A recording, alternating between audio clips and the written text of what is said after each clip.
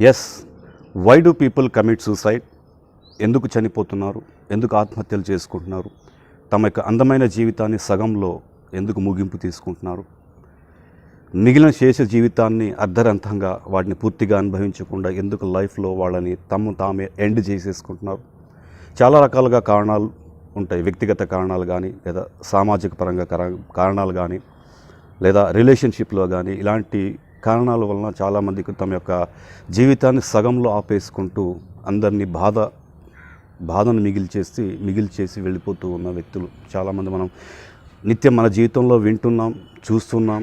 వార్తల రూపంలో కానీ, లేదా వేరే రూపాన్ని కూడా మనం వింటున్నాం. ఎందుకు ఈ విధంగా జరుగుతుంది? ప్రతి ఒక్క తమ యొక్క మానసిక పరిస్థితిని ఎందుకు ఈ విధంగా వాటినే దాచుకుంటూ, అలాంటి విషయాలనే, అలాంటి యొక్క నెగిటివ్ థింగ్స్ని ఎందుకు మైండ్లో పెట్టుకుని వాటిని ఆలోచిస్తూ ఎక్కువగా లేనిపోనివి ఇంకా ప్రాబ్లమ్స్ క్రియేట్ చేసుకుంటూ ఎందుకు అవుతున్నారు? వాటి నుంచి ఎందుకు బయటపడలేకుండా, ఎందుకు తమలో ఉన్న శక్తిని, తమ యొక్క మేధాశక్తిని ఎందుకు ఉపయోగించుకోలేకపోతున్నారు? ఆ వ్యక్తిగత కారణాలు ఇవాళ చాలా తెలుసుకుందాం. ఇవాళ చాలా రకాలుగా చెప్పుకోవచ్చు. ఎందుకంటే ఈ మధ్య మనం సెలబ్రిటీస్ చూసుకుంటున్నాం. తర్వాత కొన్ని విషయాలు, చిన్న విషయాల కారణాలకి స్ట్రెస్ని తట్టుకోలేక, వాటిని ఎదిరించలేక, వాటి నుంచి బయటపడకుండా వాటి గురించి ఆలోచిస్తూ ఎక్కువగా జరుగుతున్నాయి. ఇవాళ చాలా రకాలుగా కారణాలు చెప్పుకోవచ్చు. ముఖ్యంగా ప్రధానమైన కారణం ఒకటి, ఈ వ్యసనాలు. అయితే ఆల్కహాల్ అండ్ డ్రగ్స్ ఎవరైతే వ్యసనాలు ఎక్కువగా యూజ్ చేస్తూ ఉంటారో, చివరి స్థాయికి ఎక్కువగా స్టార్టింగ్ అలవాటుగా చేసుకుంటూ వాటి మీద ఎప్పుడైతే పూర్తిగా ఆధారపడిపోయిన తర్వాత చాలా వరకు ఉద్యోగాలు కోల్పోవడం కానీ, లేదా రిలేషన్షిప్ దెబ్బతినడం కానీ, ఇలాంటి వాటి మీద ఎక్కువగా ఎఫెక్ట్ పడుతుంటుంది ఈ యొక్క ఆల్కహాల్ అండ్ డ్రగ్స్ కన్జ్యూమ్ చేయడం వల్ల. సో ఎప్పుడైతే ఈ ఉద్యోగం కోల్పోవడం ఎప్పుడైతే జరుగుతూ ఉంటుందో, ఆ జరిగినప్పుడు ఉద్యోగాలు సాధించుకోలేక, అలాగే ఫెయిల్యూర్స్ గురించి ఎక్కువగా ఆలోచిస్తూ వాటిని తలుచుకుంటూ ఉండిపోతూ ఉంటారు, లేదా ఐసోలేటెడ్గా అయిపోతూ ఉంటారు, ఆర్ లోన్లీనెస్గా ఉండిపోతూ ఉంటారు. తమలో ఉన్న సామర్థ్యాన్ని కోల్పోతూ ఉంటారు.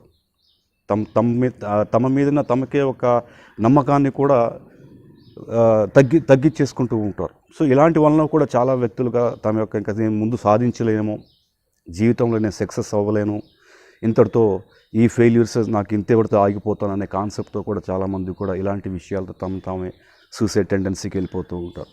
ఇది కూడా ఒక మేజర్ రీజన్ అవుతుంది. ఎందుకంటే ఆల్కహాల్ అండ్ డ్రగ్స్ అనేది చాలా వరకు మనిషి యొక్క ఆలోచన విధానాన్ని, మనిషి యొక్క సామర్థ్యాన్ని, ఎబిలిటీని, అతనిలో ఉండే మంచి స్కిల్స్ని ఏవైతున్నాయో పూర్తిగా నాశనం చేసేస్తూ ఉంటుంది. సో ఇది ఒకటి మేజర్ ప్రాబ్లం. ఈ సమస్యకు ఒక మేజర్ ప్రాబ్లం కాబట్టి ఇది కూడా చాలామంది ఇలాంటి వ్యక్తులు కూడా ఈ యొక్క వ్యసనాలతో ఎక్కువగా చనిపోవడం కూడా జరుగుతుంది. అండ్ సెకండ్ ద పాయింట్, ఎప్పుడైతే సొసైటీకి రీచ్ అవ్వడం లేదు, అంటే సొసైటీలో ఎక్స్పెక్టేషన్స్కి నేను రీచ్ అవ్వడం లేదు అనే కాన్సెప్ట్ వెళ్ళిపోతూ ఉంటారు. అంటే ఫైనాన్షియల్ మ్యాటర్స్లో కానీ, డిగ్నిటీ మ్యాటర్స్లో కానీ, ఇలాంటి విషయంలో కానీ ఎక్కువగా ఎప్పుడైతే సొసైటీకి నేను అంచనా ఏదైతే కోరుకుంటుందో నేను ఆ విధంగా ఉండలేకపోతున్నాను, లగ్జరియస్ లైఫ్, కంఫర్ట్ జోన్ లైఫ్కి రీచ్ కాలేకపోతున్నా అనే కాన్సెప్ట్లో కూడా చాలామంది కూడా, ఎందుకంటే నా గురించి ఏమనుకుంటుంది సొసైటీ అనే కాన్సెప్ట్లో కూడా చాలామంది కూడా ఈ యొక్క స్ట్రెస్ఫుల్ థాట్, నెగిటివ్ ఎమోషన్స్తో ఎక్కువగా దీన్ని డిప్రెషన్స్ తీసుకోవడం, యాంగ్జైటీలో వెళ్ళిపోవడం, భయంతో ఉండిపోవడం. సో ఇలాంటివన్నీ ఎక్కువగా సొసైటీ నుంచి బాయ్కాట్ చేసుకుంటారు తాముగే. ఒక రకంగా చెప్పాలంటే సెల్ఫ్ రిజైన్మెంట్తో ఉంటారు, ఆ సెల్ఫ్ విటీతో ఉంటారు, తమ మీద తమకే జాలితో ఉంటారు. సొసైటీ నుంచి బాయ్కాట్ అయిపోతుంటారు తమంతకు తామే. సో అంటే సొసైటీని ఎవరిని కలవకుండా ఇది ఎందుకు జరుగుతుంది అంటే, సో ఒకప్పుడు ఉన్న అతనిలో ఉన్న ఏదైతే సంపాదన కానీ, లేదా గుర్తింపు కానీ, ఎప్పుడైతే ఆఫర్స్ రావడం లేదా ఇలాంటివన్నీ ఎప్పుడైతే తగ్గిపోతూ ఉంటాయో, సొసైటీ నుంచి తానే విత్డ్రా అవుతూ ఉంటాడు. సో క్విట్ చేసుకుంటాడు. సో క్విట్ చేసుకున్నప్పుడు తనగానే ఇంట్లోనే ఒక ఒంటరిగా ఒక ఐసోలేటెడ్ మ్యాన్గా ఉంటూ, చివరికి అదే కాన్సెప్ట్తోనే, అదే ఆలోచనతోనే ఎక్కువగా స్ట్రెస్గా, ఎక్కువగా డిప్రెషన్స్ అవుతూ సూసైడ్ టెండెన్సీకి వెళ్ళిపోతుంటాడు. This is one of the also second major పాయింట్లో ఎక్కువగా జరుగుతున్న విషయాలు సొసైటీలో ఈరోజు ఎక్కువగా సొసైటీలో జరుగుతున్నాయి. Major one thing is alcohol and drugs, and ఇది ఇంకొకటి సెకండ్ వన్, ఎక్స్పెక్టేషన్స్కి రీచ్ కాలేకపోతున్నా, either it may be society or any other society. అలాగే ఇంకొక విషయంలో కూడా చాలామంది కూడా ఒక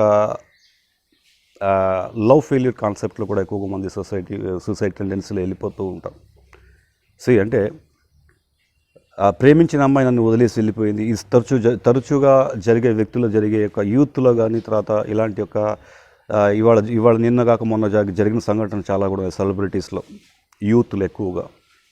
ఇలాంటి యూత్స్ ఎప్పుడైతే ఇలాంటి విషయంలో ఎప్పుడైతే ఎమోషనల్గా కనెక్ట్ అయిపోతూ ఉంటారో, ఈ ఎమోషనల్గా కనెక్ట్ అయినప్పుడు కూడా ఆల్కహాల్కి, డ్రగ్స్కి తొందరగా అయిపోతుంటారు. ఎందుకంటే ఈ ఆల్కహాల్, డ్రగ్స్ అనేది ఎమోషనల్గా డిప్రెషన్ చేస్తుంది. అంటే అలాంటి యొక్క బాధల్ని, అలాంటి యొక్క నెగిటివ్ ఎమోషన్స్ని, డిప్రెషన్స్ థాట్స్ని తాత్కాలికంగా ఉపశమనం ఇస్తుంది తప్ప ఆ తర్వాత మరింతగా కృంగదీసుకుంటూ తనలో ఉన్న సహజమైన ధైర్యాన్ని లేదా సహజమైన శక్తి సామర్థ్యాన్ని, ఆలోచించే విధానాన్ని కూడా పూర్తిగా నాశనం చేసి చివరికి ఒక సూసైడ్ టెండెన్సీకి తీసుకెళ్ళిపోతూ ఉంటుంది.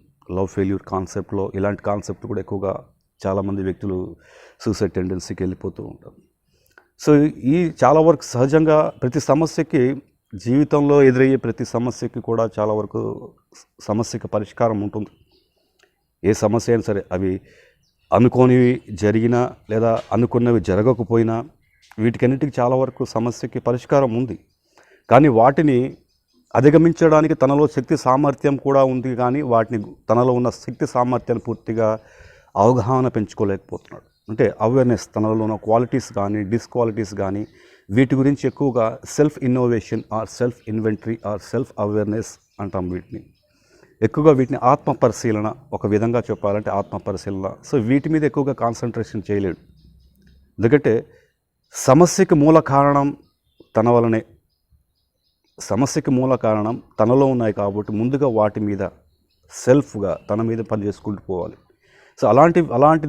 ఆ విధంగా పని చేయకుండా బయట ఉన్న సమస్యల గురించి ఎక్కువగా మైండ్లో స్టోర్ చేసుకుంటూ ఉంటాడు.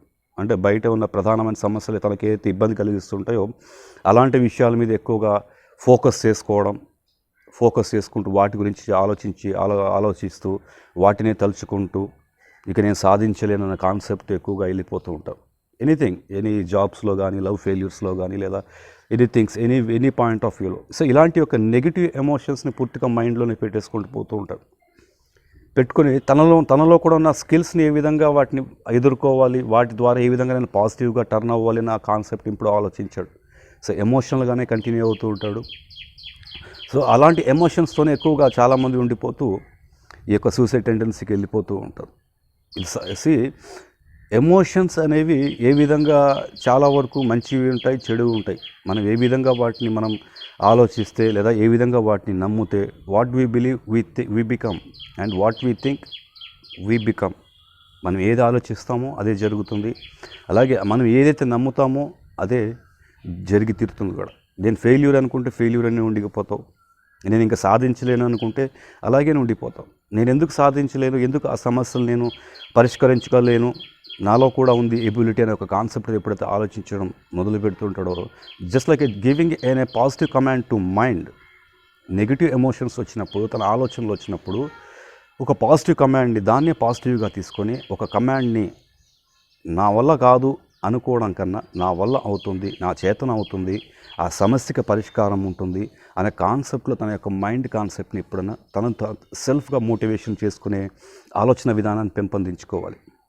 అలాగే ఎందుకు ఇంకొక పాయింట్ ఆఫ్ వ్యూలో మనం ఆలోచించాల్సింది ఏంటంటే, ఈ ఎక్కువగా ఇలాంటి విషయాల్లో ఉన్నప్పుడు ఐసోలేటెడ్గా లేదా తన మీద తనకే జాలికి పడడం లేదా సెల్ఫ్ డౌట్తో ఉండడం, ఇలాంటి యొక్క కాన్సెప్ట్ ఎప్పుడైతే తన మీద తనకే ఆలోచన విధానం ఈ విధంగా తను పెట్టుకున్నప్పుడు, ఐసోలేటెడ్గా ఉండిపోతున్నప్పుడు ఒక ఆధ్యాత్మిక జీవితం అంటే, ఆధ్యాత్మికం అంటే ఇప్పుడు ఇవాళ తన నలుగురితో కలిసి ఉండడం. ఇది ఎప్పుడైతే ఈ ఐసోలేటెడ్ అయిపోతున్నాడో నలుగురితో కలిసి ఉండలేకపోతుంటాడు. అంటే నలుగురితో కలిసి ఉండలేక ఎందుకు పోతాడు, మేబీ నా గురించి ఏమని అనుకుంటున్నారేమో, ఒకప్పుడు ఉన్న లైఫ్ ఇప్పుడు లేదు నా దగ్గర అనే కాన్సెప్ట్లో ఆలోచన విధానాన్ని నెగిటివ్గా పెట్టుకుంటాడు. కాబట్టి ఆ నెగిటివ్ థాట్ ప్రాసెస్తోనే ఐసోలేటెడ్గా ఉండిపోతూ ఉంటాడు. తన యొక్క ఆలోచనలు కానీ, తన యొక్క బాధలను కానీ, తన యొక్క తనని ఆందోళన పరిచే లేదా తన డిప్రెషన్ పరిచే లేదా తనకు స్ట్రెస్గా గురే ఆలోచనలు ఎవరితో షేర్ చేసుకోకుండా, తను తానుగానే ఎవరితో కలవకుండా ఐసోలేటెడ్గా ఒంటరిగా ఉండిపోతూ ఉంటాడు. అంటే బంధాలు ఏవైతే ఉంటాయో లేదా ఫ్రెండ్షిప్స్ ఏవైతే ఉంటాయో వీళ్ళ దగ్గర ఎక్కువగా షేర్ చేసుకునే పరిస్థితిలో ఉండడు. తనే ఒంటరిగా ఉండిపోతుంటాడు. సో ఇది కూడా ఒక కాన్సెప్ట్లో కూడా చాలామంది ఐసోలేటెడ్ విషయంలో సూసైడ్ టెండెన్సీకి వెళ్ళిపోతుంటాడు. అందుకే అంటాను, ప్రతి సమస్యకు ఒక పరిష్కారం ఉంది. ఆ సమస్యకు పరిష్కారం ఎత్తుకునే విధంగా తాను ఆవిష్కరించుకు వెళ్ళిపోవాలి. ఎవ్రీ మిస్టేక్స్ ఏవైతే ఉన్నాయో, మిస్టేక్స్ కానీ లేదా ఆ జీవితంలో జరిగే సంఘటనలు కానీ లేదా అనుకోనివి జరిగే సంఘటనలు ఏవైతే మనకి ఎదురుపడుతూ ఉంటాయో, దే లీవ్ ఏ మెసేజ్, ఒక మెసేజ్ ఇచ్చి వెళ్తూ ఉంటాయి. నిన్ను సరిదిద్దుకో. జీవితంలో ప్రతిదీ శాశ్వతం కాదు. ఇవాళ మనం కూడా భూమి మీద శాశ్వతం కాదు. అలాగే ఇవాళ ఆకాశంలో కూడా మబ్బులు కూడా శాశ్వతం కాదు. చీకటి మబ్బులు ఏవైతే ఉంటాయో, కమ్ముకుంటాయో, అవి వస్తూ ఉంటాయి, వెళ్ళిపోతూ ఉంటాయి. అలాగే ఇలాంటి ఒక నెగిటివ్ ఆలోచనలు కూడా మైండ్లో కూడా వస్తూ పోతూ ఉంటాయి. వీటిని మనము ఎక్కువగా చాలా వరకు అవేర్నెస్తో ఉండాలి. ఈ ఆలోచన మంచిదా చెడుదా, దీనివల్ల నాకు నష్టాలు ఏంటి అనే థాట్ ప్రాసెస్లో ఎక్కువగా మనల్ని ఆలోచిస్తూ ఉండాలి. ఒక చిన్న ఎగ్జాంపుల్, ఎందుకంటే ఒక లేడీ ఒక డాక్టర్ దగ్గరికి పరిగెత్తుకుంటూ పోయి, సార్ నాకు ఇవాళ చాలా స్ట్రెస్గా అనిపిస్తోంది అని ఒక సైక్రాటిక్ డాక్టర్ని అడిగిందంట. ఎందుకు స్ట్రెస్ అవుతుందంటే, ఏమో నాకు తెలియట్లేదు అయిందంట. అతను ఆ డాక్టర్ ఏం చేశాడంటే, ఒక 1 లీటర్ ఆఫ్ వాటర్ బాటిల్ ఆమె చేతికిచ్చి పట్టుకోమని అన్నాడు. ఆమె 10 నిమిషాలు పెట్టుకుంది, 15 నిమిషాల దాకా పెట్టుకున్న తర్వాత చాలా బరువుగా అయిపోయింది. సార్ నా చేయి నొప్పేస్తుందని చెప్పి టక్కని కింద పెట్టేసింది. Because we have an sense, ఒక సెన్స్ ఉంది. మనం ఎక్కువసేపు ఏదైతే నెగిటివ్ ఉందైతే మనం ఎక్కువసేపు దాచుకోలేము. ఆ నెగిటివ్ ఎక్కువసేపు దాచుకున్నప్పుడల్లా మనకు ఒక రకమైన ఫీలింగ్ మనం పొందుతూ ఉంటాం. ఆ పెయిన్ కానీ లేదా ఆ సెన్స్ ఏదైతే ఉందో వాటిని పొందుతూ ఉంటాం. కాబట్టి అలాంటి వాటిని మనల్ని అవేర్నెస్ చేస్తూ ఉంటుంది. నువ్వు పలానా బాధలో ఉన్నావు, పలానా డిప్రెషన్లో ఉన్నావు, పలానా వాటిలో ఉన్నావు, కాబట్టి వాటి నుంచి బయటికి రా అనే కాన్సెప్ట్లో మనకు ఒక అవేర్నెస్ ఇస్తుంది. That's why these are the emotions ఏవైతే ఉన్నాయో ఇవి శాశ్వతం కాదు. Even we cannot hold the anger for long period. ఒక కోపాన్ని కూడా మనం, ఒక ఎమోషన్ ఇది, ఆ కోపం ద్వారా కూడా చాలా వరకు మన ప్రవర్తన మారిపోతుంది, మాట తీరు మారిపోతుంది, నిర్ణయాలు మారిపోతూ ఉంటాయి. ఇవన్నీ ఇలాంటి ఎమోషన్స్లో కూడా చాలా వరకు డిసిషన్స్ కూడా మారిపోతుంటాయి. ఆ కోపం ద్వారా ఏం చేస్తుంటామో అవన్నీ తెలియదు. Even anger is also one of the awareness. నువ్వు కోపంలో ఉన్నావు, వాటిని తగ్గించుకో, దానివల్ల నీకు నష్టం జరుగుతుంది, పక్కకు తప్పుకో లేదా నిన్ను శాంతపరచుకో అనే ఒక కాన్సెప్ట్లో మనకు మేల్కొల్పుతుంటుంది. కానీ ఇలా పాజిటివ్గా దీనికి ఆలోచించే విధానంగా చాలామంది వ్యక్తులు ఆలోచించారు. ఆ కోపాన్ని అంటిపెట్టుకుంటూ ఉంటాడు ఎక్కువసేపుగా. ఎందుకంటే ఏదైనా సరే ఎమోషన్స్ అనేది సర్టన్ పీరియడ్ ఆఫ్ లిమిట్లో వరకు చాలా వరకు మంచిది. బియాండ్ ద లిమిట్ ఎమోషన్స్ ఏవైతే మనం పెట్టుకుంటూ పోతామో, సాడ్నెస్ కానీ లేదా ప్రతి కాన్సెప్ట్లో యాంగర్ కానీ, సాడ్నెస్ కానీ, విచారం కానీ, ఇలాంటి యొక్క డిప్రెషన్ కానీ, స్ట్రెస్సెస్ కానీ, ఎక్కువగా ఓవర్ లిమిట్ ఆఫ్ యూజింగ్ ఈ యొక్క నెగిటివ్ ఎమోషన్స్ని ఎప్పుడైతే మనం మైండ్లో లేదా మనసులో ఎప్పుడైతే మనం పెట్టుకుంటామో, ఇది చాలా వరకు డెఫినెట్గా మనల్ని చాలా వరకు నాశనం చేస్తూ ఉంటుంది. ఇలాంటి కాన్సెప్ట్లు చాలామంది కూడా వీటిని ఎక్కువగా హోల్డ్ చేసుకుంటూ తమ యొక్క అందమైన జీవితాన్ని పూర్తిగా సగంలో ఆపేసుకుంటున్నారు. ఒక ఫెయిల్యూర్తో కాదు కదా, జీవితం అనేది చాలా వస్తుంది, చాలా ఉంది, టైం చాలా ఉంది. 30 ఇయర్స్కే 40 ఇయర్స్కే ఇలాంటివి జరిగిపోతే మిగతా 60 ఇయర్స్, మిగతా చాలా రకాల జీవితాలు, చాలా రకాలుగా మనం జీవితాన్ని ఇంకా పూర్తిగా అనుభవించాం. ఒకటి మనం గుర్తుపెట్టుకోవాలి, జీవితం సగంలో ఆపుకోవడానికి కాదు, సగంలో ఆత్మహత్యలు చేసుకోని మాత్రం కాదు. జీవితం ఇచ్చింది పూర్తిగా అనుభవించడానికి, ఆనందంగా, స్ట్రెస్ వచ్చినా లేదా అనుకోని పరిస్థితులు కానీ, ఎదురైన పరిస్థితులు ఏవైనా సరే వచ్చినా వాటిని ధైర్యంగా ఎదుర్కొంటూ నిలబడి పూర్తిగా అలాంటి సమస్యల మీద పట్టు సాధించాలి.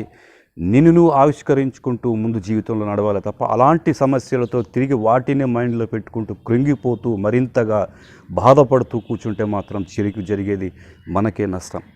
గాయస్, ఈ అవేర్నెస్ తెలుసుకోండి. ప్రతి సమస్యకి ఒక పరిష్కారం ఉంది. అది ఏదైనా సరే, అనుకున్నవి వాటిని పూర్తిగా ఒక అవగాహనతో ఆలోచన విధానాన్ని పెంపొందించుకుంటూ ఆ సమస్య పూర్తిగా పట్టు సాధించుకొని, that's why what I'm saying, give a space to మైండ్కి మనం ఒక సమయాన్ని కేటాయించాలి. ఆ సమయం కేటాయించడం ద్వారా మనం ఆ సమస్య మీద పూర్తిగా పట్టు సాధిస్తాం. అందుకే చాలామంది వ్యక్తులు కూడా ఇలాంటి సిచ్యువేషన్స్లో ఏం చేస్తుంటారంటే, ఆ సమస్య వచ్చినప్పుడు ఆ సమస్య గురించి ఆలోచిస్తుంటారు, కానీ కాస్త పేషెన్స్గా, సహనంతో, ఓపికతో భరిస్తూ తమ మెదడుకి కాస్త సమయాన్ని కేటాయిస్తే ఆ సమస్యకు పరిష్కారానికి దొరికే ఒక సమాధానం దొరుకుతుంది, అవగాహన రాగలడు. సో అలాంటి అవగాహన, అలాంటి సమయం ఆలోచనలకి మైండ్కి ఇవ్వక వాటిని అంటిపెట్టుకుంటూ వెళ్ళిపోతుంటాడు. కాబట్టి ఇలాంటి పరిణామాలకి చాలా వ్యక్తులు ఈ విధంగా తమ యొక్క నెగిటివ్ ఎమోషన్స్ని, మంచివే అవి కానీ వాటిని మరీ విపరీతంగా వాడేస్తూ తమ యొక్క జీవితాన్ని పూర్తిగా అర్ధరహితం చేసుకుంటారు. So beware of negative emotions. అవి మంచివే కానీ పరిమితంలో వాడుకోవాలి. పరిమితంలో వాటి గురించి ఎక్కువగా ఆలోచించకుండా, వాటిని ఫెయిల్యూర్ అయిపోయినా అని ఆ గురించి ఆలోచించుకోకుండా నేను ఏ విధంగా సక్సెస్ ముందుకు సాగాలి అనే కాన్సెప్ట్ ఎప్పుడైనా సరే ఆలోచించాలి. మన మీద, మీ మీద పూర్తిగా నమ్మకాన్ని, ట్రస్ట్ని, ఆత్మవిశ్వాసాన్ని, కాన్ఫిడెన్స్ని ఎప్పుడు మనం కృంగదీసుకోకూడదు లేదా తగ్గించుకోకూడదు. నేను సాధించగలను అంటే డెఫినెట్లీ మనం సాధించుకోగలం. Life is a beautiful. Enjoy it. Sleep well, eat well, do it well. Thank you.